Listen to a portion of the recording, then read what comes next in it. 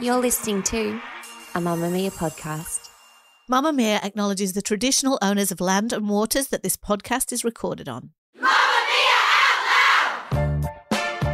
Hello and welcome to Mamamia Out Loud. It's what women are actually talking about on Monday, the 27th of November. I'm Holly Wainwright. I'm Mia Freedman. And I'm Jessie Stevens. And on the show today, when both sides is back, why you're hearing the term both-sidesism everywhere. Also, Brad Pitt is a very bad dad, but should we know this? And why a new generation is ditching dating apps, and not only because their parents met on them. But first, Jessie Stevens. In case you missed it, Brits have decided what word they hate the most in the entire world. Do you want to have a guess? What word? Is it Australia winning the Ashes? Oh my God, I made a sports joke. Oh my God, but it doesn't work because that's not a word. Friend. Moist. Everyone hates the word moist. Moist. That is panties. The most often bandied around hated word. The other day I used the word booger around my partner. I was talking about the baby and I said booger and he had a visceral reaction and said never use that word again in my home. Anyway, none of those words made the list. None of those words. What would you say instead of booger? Snot? It's not. Yeah, I didn't realise booger was so upsetting. So, top word.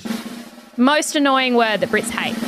Amazeballs. Yeah. Also on the list, awesomeness, lols, bants, nom nom nom. Bants. Okay, so bants means banter. Yes, Yeah. yes. Good Totes, like totally. Totes. Bae, wifey, methinks. Oh, wifey. I hate wifey. I don't like wifey. I hate wifey. And happy Friday. Happy Friday. I I think don't like those things either. most people are using them ironically though, aren't they? They're kind of taking the piss when they say happy Friday, right? I think it depends. It's a bit of fun. What possibly where they're at in their like internet literacy. Okay. Do you know what I'm saying? Yeah, I find that often it's kind of people who aren't 20 being like, am I young and hip? Yeah. I use lol a lot, but in a sarcastic way, like lol. Yeah, ironically. Yes. Yeah, Lol. exactly. Is that okay? As long as you don't say lols with the Z on the end, I think it's Z. okay. Yeah. I hate amazeballs. I worked with someone who said amazeballs once a long, long time ago, and I just couldn't handle it. Why? It's because it feels like something a teenager would have said in the 1950s or something. You know, the people who can't swear, so they go, sugar. Oh, like yeah, it's, to me, it's a bit that. Amazeballs. Yeah. It's just dumb. You got to come check it out, man. It's amazeballs. Have you heard of both-sidesism? Maybe you have recently in the context of reporting the conflict in Israel and Gaza. Maybe you heard it discussed in relation to a letter that some 300 Australian journalists signed and circulated on the weekend, asking for changes in the way the war is being written about and spoken about. Now, it's been a very emotive weekend in this issue. There has been a temporary ceasefire between Israel and Hamas, as some, but certainly not all, civilian hostages taken on October the 7th have been released in exchange for Palestinians held in Israel. Both of these groups so far are made up of women and children. The images of reunion have been powerful and affecting. This pause has also allowed some much-needed aid to reach the region. It is perhaps the first whisper of a possible ceasefire.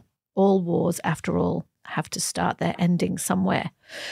We've been open here on Mamamia Out Loud about finding this issue incredibly difficult to discuss. Every word we choose or don't choose in discussing this conflict, including even choosing the word conflict, has the power and effect of distressing somebody listening. And there's enough distress already, as ever. We urge you to listen to the Quickie for news updates on this issue from Mamamia. But one of the fundamentally difficult things about us, who often share opinions on this show, is the accusation of bias. In this open letter from the journalists I'm talking about on the weekend, they specifically called out what's known as both-sidesism in reporting and why that is not the right way to cover this issue. Now, it's not a new concept, but if you're thinking that hearing both sides of a story must be a good thing, you need to understand what, in this context, both-sidesism means. Jessie, what are people referring to when they talk about both-sidesism? So both-sidesism rose to prominence around the time of Trump. So remember when Donald Trump was elected and there was a reckoning that happened within media institutions where they went, how did we miss this? How is it that we were 95% sure that Hillary Clinton would get in and Trump did?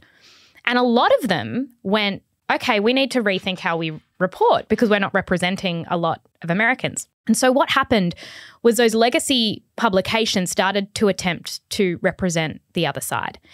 some of us might think there are two sides to every story. Isn't this how we reach objectivity? You speak to A, you speak to B, and you meet somewhere in between.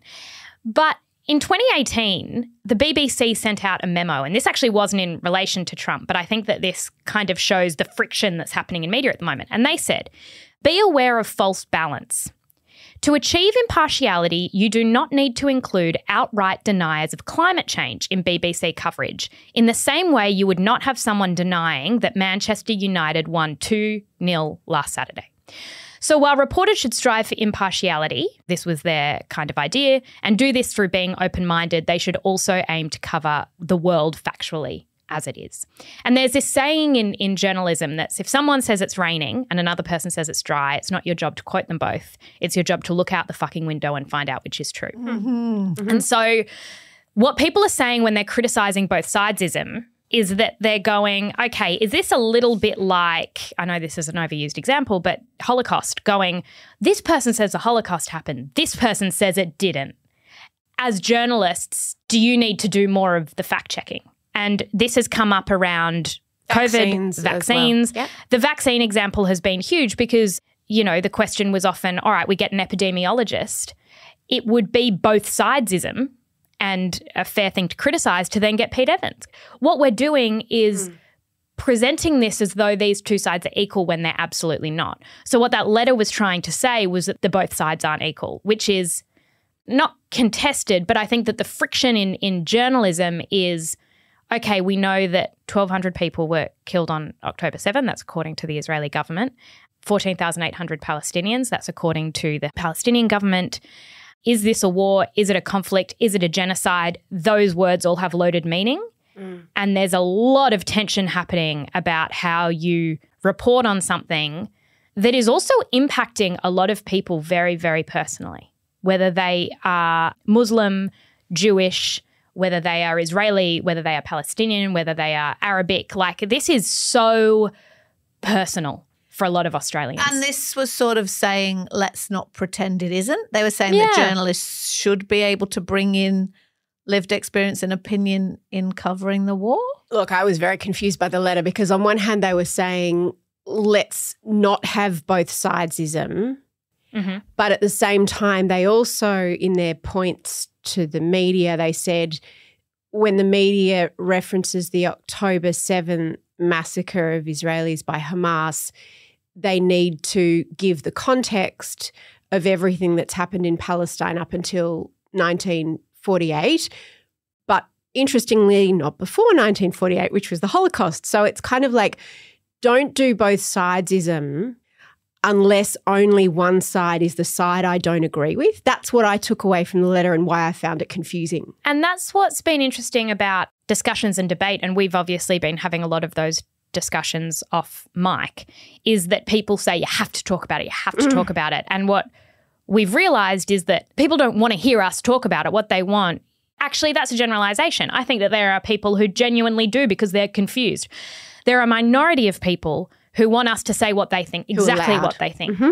The issue with debating a conflict is to think that we're going to reach any sort of resolution at a time when it is so current, when the stakes are so high, when people are dying, like it's just so, there's no one in the world surely who doesn't think that this is horrific and distressing, when perhaps what we need more so is discussions. It seems to me that, as you've pointed out, Mia, both-sidesism, ironically, I've seen it coming from both sides. Yeah. So the criticism of both sides. I've seen both sides saying this is both-sidesism. You know what I mean? I've seen, obviously, the flat assertion that we can't trust any word that's coming out of Gaza is one form of both-sidesism that I hate to say sides in this instance, but that I'm hearing from people who are looking at it very firmly from the Israeli side are saying you can't trust any of that information. And it's like, well, there are a lot of journalists in Gaza, you know, like literally we can see with our eyes what is happening. And it's then horrific. I'm also seeing a willful both-sidesism in people who are refusing to look at the horror of what happened on October the 7th and call it what it is. And those pictures aren't also in circulation in the same way. Yeah. So I've seen that both-sidesism on both sides. And the thing that I find very complex here, and I know that it's unfashionable to say this is complex, but it's complex, is that everybody wants you to then stake your side and pick your side. And even though both-sidesism is a disparaging and possibly dangerous practice, for a lot of people, they can see both sides of this. They are as horrified on both sides of this, and they're not seeing a happy or positive solution for either side, which leads me to what you were just saying, Jessie, about discussion rather than debate. I listened to a really interesting podcast today that's from an article in The Atlantic, and it's from Hannah Rosin, who's a very, very respected journalist. And it's actually not specifically about this issue. She broadly frames it as, you know, it's been Thanksgiving in the US, it's about to be, you know, our holiday season here, and that families are gathering everywhere. And let's face it, tensions and disagreements and discussions have rarely been as high stakes. Well, actually, over the past few years, they have. Let's face it, COVID, Trump. We have certainly not developed a way to bridge the gap. We have been talking and talking about how to talk about things for ages. But what was really interesting in this podcast, it's called How to Have Healthy Arguments. And it's something that we talk about a lot on Out Loud, is that you shouldn't come at everything as a debate that's going to have a winner and a loser.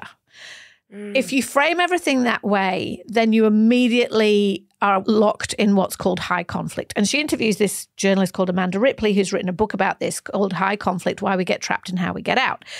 And she's saying that if you come to everything as like, I'm right, you're wrong, I'm going to make you understand that you're wrong and I'm right, you're like wading through mud. You're like stuck in mud. Yeah. And that actually what we should be striving for is understanding. Now, I know that sounds so trite, and I particularly don't want to make it sound as if I'm suggesting that something as horrific and geopolitically significant as what's going on in the Middle East can be solved by like just being better at conversation. But I mean, in terms of our own lives and how we're all talking about it. Yeah. But I think that our sense, and a general sense that it can't be solved by a tile on Instagram, is also true. And also people screaming at you on Instagram. Yeah. And also what I resent is the people who are co-opting other causes onto theirs and saying that if you don't agree with me on this, you're not a feminist. Or if you don't agree with me on this, you're racist. And it's an impossible place to have any conversation because, from. And I think as well what you're speaking to is perhaps what we need, and this has been my sense. I want more facts, less opinions, because I'm finding the facts really difficult. I'm someone who I have read a lot. I have listened to a lot. I've been highly engaged with this. I think my critical analysis skills are relatively good, and I am confused. And I think I'm not even allowed to say that. What this conversation about conversations was saying, because the problem with facts, Jessie, which is so ironic, but everybody has their own at the moment, right? Yeah. And so Amanda Ripley was saying that actually the way to get out of high conflict is not with facts, right? She's like, you have a better chance of getting to a position of progress if you view well, she didn't say this is me paraphrasing what she said. If you view an argument as an exchange of ideas and opinions and feelings, not thinking we're going to solve this in this conversation, right? And so what you just described, Mia, is close to this. There's a little grab here from Amanda and Hannah that explains this quite well. There is a kind of conflict that I like to call good conflict, like good trouble, like John Lewis called good. Good conflict, questions get asked. There's anger, there's frustration, there's sadness, and there's flashes of curiosity and humor even, and understanding, and then back to anger and frustration. It's like a galaxy of emotions, and there is movement. High conflict, you're stuck. Yes. And you feel it, right? Yes. You feel it in your chest or your stomach. Yes, that's like going through sludge. Yeah, and there's nowhere to go. I have shifted my goal in conflict. I'm not interested in resolving it. I'm also not interested in avoiding it. My goal as a journalist and as a human is if I can do one of three things. Can I, myself, understand the other person, the problem, or myself a little better through this encounter? She's saying that when people feel heard, they can start listening. They can admit to self-doubt and complexity in a way that you can't when you feel like nobody is listening. Yeah. It's really interesting. Because and there's an enormous amount of pain right now. And, you know, one of the catchphrases of this show is two things can be true, which I think has probably never been more true. But while we can't calculate the scale of everything that's happening, we know that anti-Semitism is rife. We know that Islamophobia is rife, and these pains are coexisting, the pain of hostages and the pain of the loss of children. It's just, it is so, so painful. And there are no politics in my mind or simple framework that I can apply to this to make it make sense. And I think most people might actually feel like that. And I resent the flattening of social media. I resent the flattening of people who are screaming at me on social media. I resent it as if because I'm Jewish, I can't be devastated by the images that I'm seeing. Because I'm Jewish, I can't be devastated by this conflict. Yeah. And I reject that binary. I understand that, Mia, absolutely. I also think, all this conversation we've had about discussion and understanding today, it's not that I don't think or that we don't think that people should be expressing themselves, of course, and we only have the power to influence our own governments in the countries we live in and all of those things. But the complexity of the negotiations that are really going on here, what we're seeing in action right now, what's going on in Qatar at the moment, this is incredibly, incredibly high level, multi-layered stuff. It is not going to be solved on Instagram. One of the best things I've seen, ABCRN did a little episode you can listen to called Meet the Palestinian and Israeli Fathers United by Grief. But we understand that because we love our kids, we need to protect them, so we need to stop taking revenge. And we have the right to exist, to live in peace and security and dignity, both sides. We need to sit down and talk to each other. We are human beings, and we need to understand that killing anyone will not bring our daughters back. I listened to that and I went, if they can be united by grief and go, this is, for lack of a better term, fucked, and we've both lost our daughters and what more can you lose, surely we can too.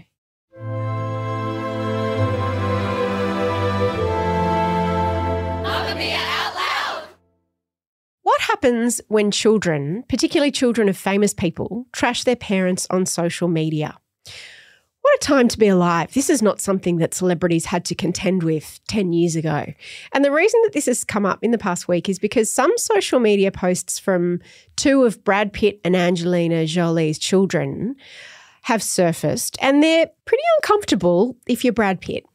Now, a reminder for anyone who isn't Holly and doesn't have a photo of Brad as their phone wallpaper.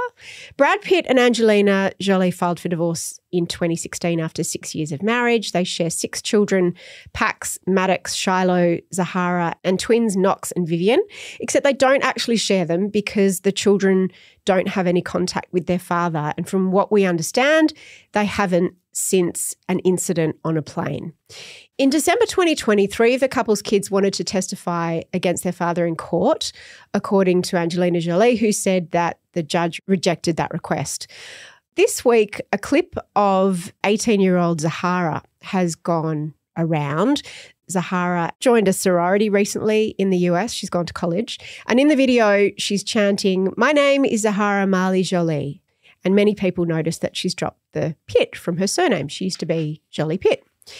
And that sparked a bit of interest in an old post, well, not that old, from Pax, who is another one of their children. Back in 2020, he was 16 years old. And then he wrote to his private social media account, "Happy Father's Day to this world-class asshole. You time and time again prove yourself to be a terrible and despicable person.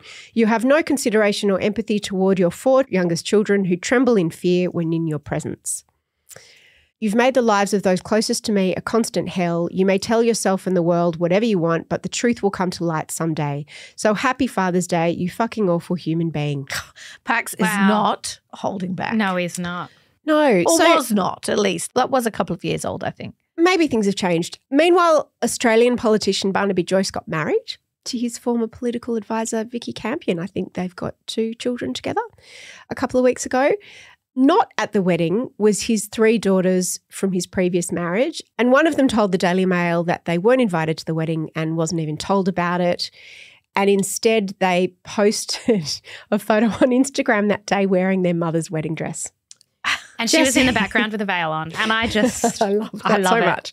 Jessie, we saw this earlier this year with the Cyrus family as well, like some of the kids not being down with their mother's marriage or their father's remarriage. I can't remember which one. But this idea of children overtly expressing thoughts about their parents on social, what do we think? Are we here for it, or is it a terrible development? I'm sort of here for it. If you speak to people whose parents got divorced when they were kids, and this was years and years ago, and a messy divorce. All divorces are not equal, but a hard divorce that was hard on them.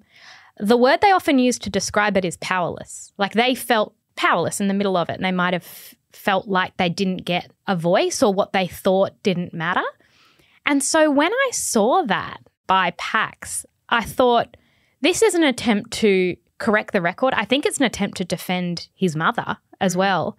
I respect their anger. I totally get it. The thing that I probably worry about is that once you post something like that or play into it, the media will use you as a character in a way I don't think is fair for a child. So I don't want them to be thrown into the media storm as they might an adult, in terms of you then being fodder for a comment section and for like that. I think is a real shame. Pax is 19 now. Pax isn't, yeah, right. And that's what's interesting too, because now... Does he stand by what he said 3 years ago? See, I worry about that. I worry about your anger being frozen in time because obviously I need to make the point that I reject the narrative that Brad...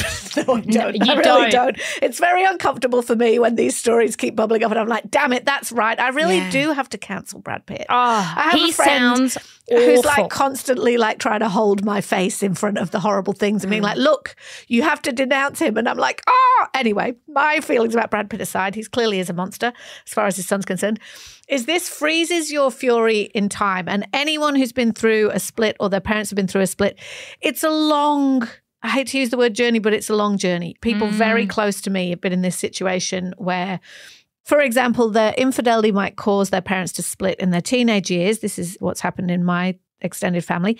And there will be an enormous amount of fury there that over the course of a couple of decades will change and grow. And some kids will never get over that fury and they will never go to the wedding. They will never forgive. And no one is saying that they have to, but other children in that family have. And they've made their peace and that relationship has changed and things heal and things grow and things move around. The problem with being the child of a famous person like Pax, who tweets this when he's 16, even 3 years, which is what we're looking at now, is an eternity when you are teenagers.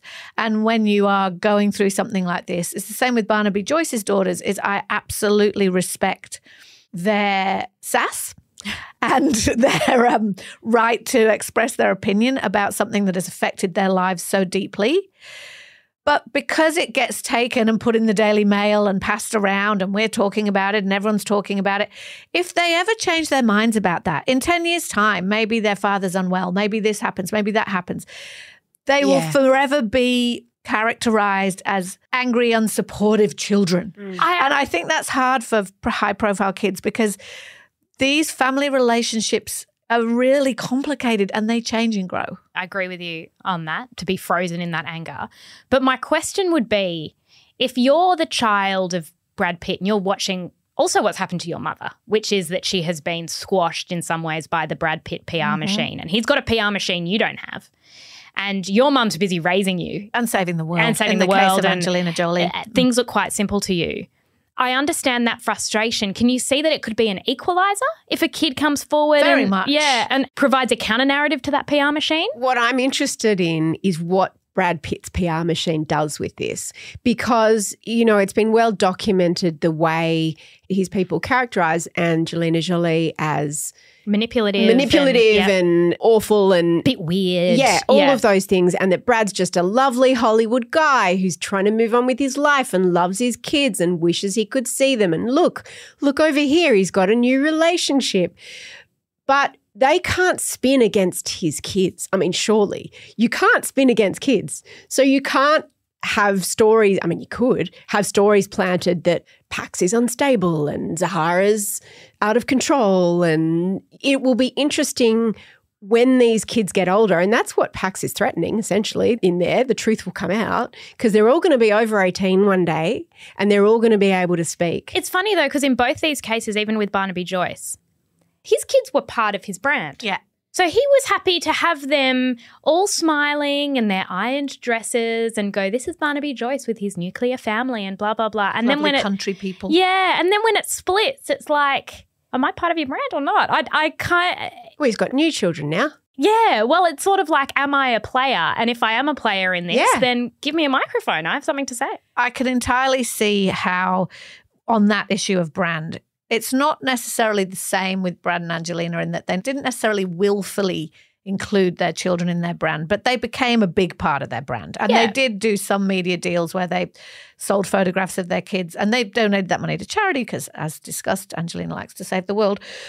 But it's interesting because... You say that as if it's a bad thing. I didn't mean it to sound like that. I mean, Angelina is saving the world. You know, I love her. You sound sarcastic, but just we would like it on the record, Holly, is not being sarcastic. Oh, it's Angelina true. Jolie is a better person than all of us put together. I actually love Angelina Jolie deeply.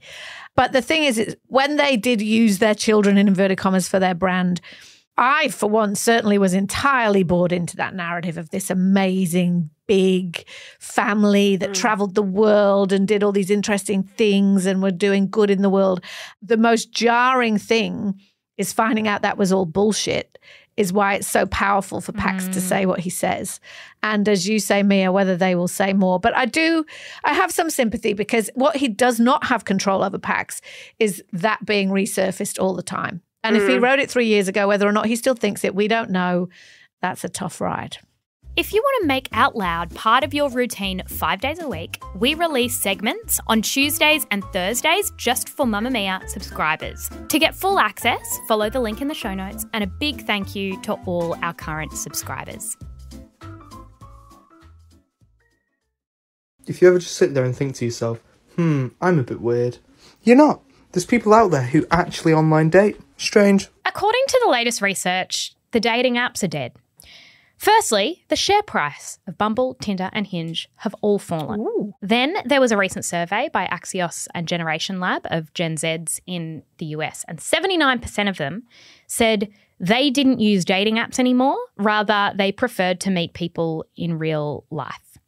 I came across the term techlash to describe what's happening, and that's a backlash to a particular type of technology.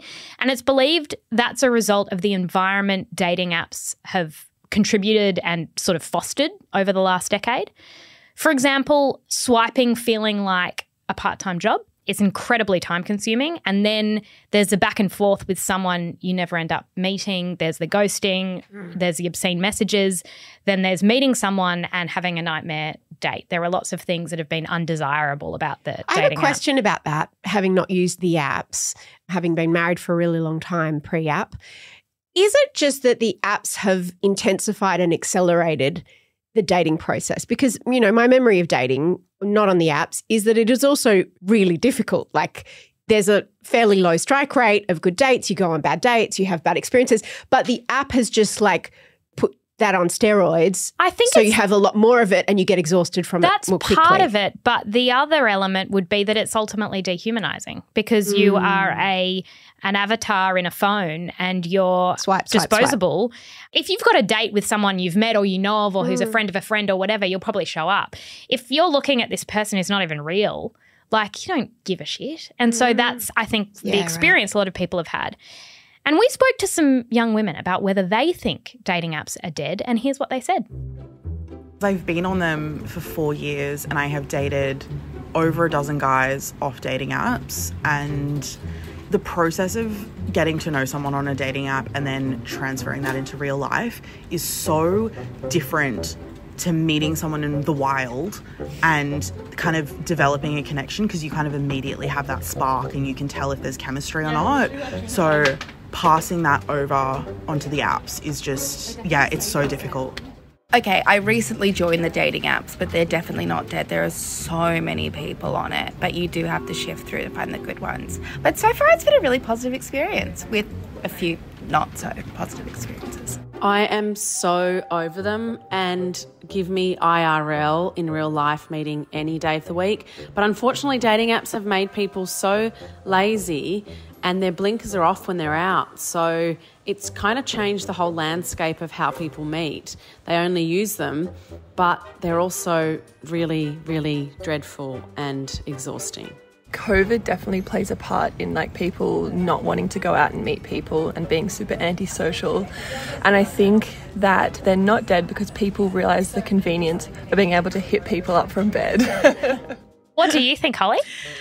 The feedback I get about dating apps all the time from my friends who are on them is the part of what makes them so exhausting is the fact that a lot of the relationship happens before you've even met them anyway, right? The relentless back and forth nature of the chat and the exchange of text messages and are we ever going to meet up or not? Probably not, whatever. This can go on for weeks and weeks and weeks. So you're either investing or not investing. And it made me realize, because I look at the teenagers in my life too, like relationships have fundamentally changed in that they don't really require that much in real life, skin on skin, face to face contact anymore to be a relationship. A large chunk of people's relationships happens via their phones, just in the relentless texting, whether that's sexual or not. And it is exhausting. The other thing that I see constantly in my cohort, who are obviously older, they're not Gen Z, the people I'm talking to often about apps, is that they're on them, they're off them, they're on them, they're off them. They get on them, there's some excitement, who's new, who's around, and then there is just this sort of crushing, depressing, like, oh, what's around is, you know. This disillusionment. I've found the same with my friends who are in their early 30s and just feel utter despair. They hate dating apps, but they feel that they have no other choice. I really related to what was said there, and I remember this from dating. I would be on dating apps, I'd delete it, and I'd go, no, this isn't for me. And then I'd go out, I'd go, we don't meet like this anymore. So why would I go and embarrass myself in front of my friends by trying to pick someone up if I can do it in my phone? I remember meeting someone at a pub in person and being like, see, this is how we meet. And we went on a date and then he ghosted me. And I was like, what the fuck? Like, I thought dating apps are where the bad things happen. Bad things happen everywhere. They happen everywhere. The other thing is interesting is whether, do men feel the same way about dating apps? Because I think about 60% of people on dating apps are men, right? There are more men than women. So that means that in theory, the women have the power because there's fewer of them. But certainly anecdotally, of that 60% of dating app users who are men, there's kind of a small pool of them who are, what's the right word? Dateable?